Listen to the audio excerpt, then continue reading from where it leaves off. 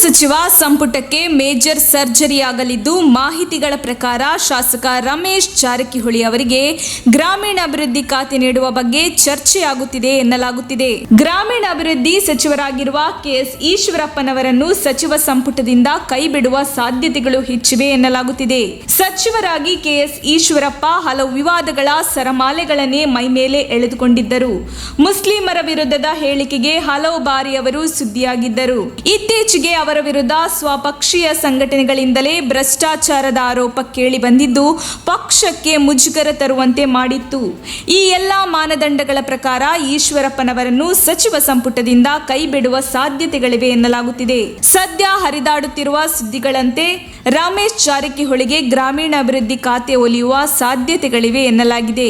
ಬೆಳಗಾವಿಯಲ್ಲಿ ಬಿಜೆಪಿ ಪಕ್ಷವನ್ನು ಬೆಳೆಸುವ ನಿಟ್ಟಿನಲ್ಲಿ ಮುಂದಿನ ಚುನಾವಣೆಯ ಹಿತದೃಷ್ಟಿಯಲ್ಲಿ ರಮೇಶ್ ಜಾರಕಿಹೊಳಿಗೆ ಗ್ರಾಮೀಣಾಭಿವೃದ್ಧಿ ಖಾತೆ ಸಿಗುವ ಸಾಧ್ಯತೆಗಳಿದ್ದು, ಸಚಿವ ಸಂಪುಟಕ್ಕೆ ರಮೇಶ್ ಜಾರಕಿಹೊಳಿ ಎಂಟ್ರಿ ಆಗಲಿದ್ದಾರೆ ಎನ್ನಲಾಗಿದೆ.